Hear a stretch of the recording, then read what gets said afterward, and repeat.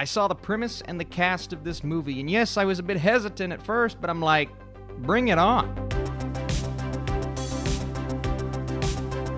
What is up, Flick fans? Welcome back to my channel. We're talking a brand new horror comedy that dropped on demand today. That is We Summon the Darkness. Didn't know much about this movie, but I read that premise.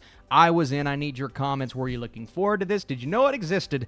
And let's get right into it. So, set in the Midwest against a backdrop involving a killing spree thought to be orchestrated by a satanic cult, three best friends embark on a road trip to a heavy metal show where they bond with three aspiring musicians and head off to one of the girls' country homes for an after-party. A night of fun and youthful debauchery takes a deadly turn as bodies begin to pile up, and each side thinking the other hides the killer. So 3 reasons to watch this movie. 1, Alexandra Daddario. Reason number 2, if you're a horror/slasher fan and you like a film that kind of takes place, encapsulates the time period very well, but in that feels like a throwback movie that we just don't get all that often nowadays. And then 3, a really sweet cameo by Johnny Knoxville. Not necessarily a cameo. I mean, he's in the movie, but he's not in it as much as our 6 young adults that we're following around. They get together for a night of madness, and while I'm not going to spoil who ends up being the one behind all of this, obviously we're focused on this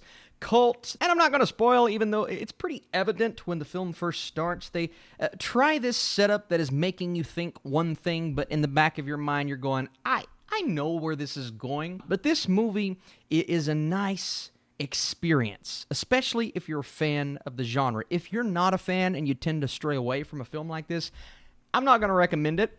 And I'm not going to say I'm the world's biggest fan of a movie like this, but I actually appreciated, 1, the throwback feeling that I got from watching this.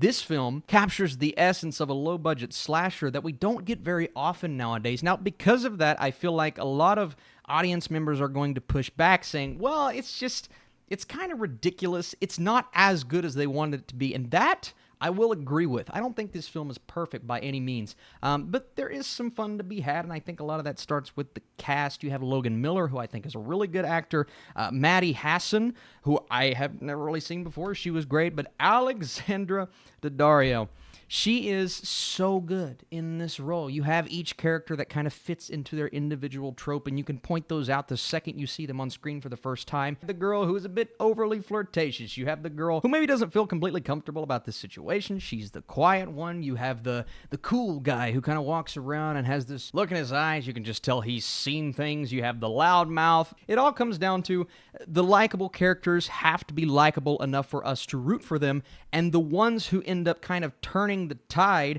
and they aren't who you expect them to be, those are the ones that you have to root against. And I think the film does a really good job of that, especially when you throw in these other characters that come into the house along the way and get mixed into this madness. And when I say slasher, it's definitely full of as much blood and violence and gore that you anticipate. Now, the buildup is a bit slow, but because of that, I think they do a good job of allowing you to kind of understand who these characters are, who is kind of overselling themselves, but also who belongs within that cliche that you would place them in. The film is also about hypocritical groups of people. I don't want to get into specifics, but you're going to know what I'm talking about as soon as the reveals come about, right? But they place these individuals who say they represent one thing on the opposite side of the fence. The quote-unquote do-gooders are not necessarily as good as they make themselves out to be, and those who one would think falls into that trope at the beginning of the film, well, it turns out it's the opposite. So kind of subverting my expectations at that point, and not that it's the most complicated plot you've ever seen. It's very simple. Although I did like the concept of people in the 80s kind of looking down on hard rock and metal and the satanic panic that was going on, and it really does capture some elements that existed back then, and I like that. Mark Myers, the director, who has been doing a lot lately, he captures, I think, the spirit of the movie. Maybe not the surprising elements that the film tries to convince you of, but I don't even know if it was trying to surprise us. And it doesn't get all the way there. Like I said, some of the dialogue is just not the best, and there's one death in here when the character dies, and it was bad acting. Didn't buy it. wasn't good. But you have to kind of embrace the cheese and the over-dramatics of a film like this, and some characters are completely overdoing it. It isn't perfect for sure, but before I give you my score, if you like these videos, if you enjoy what we're doing on this channel, reviewing streaming movies every single weekend, be sure to smash that thumbs up button.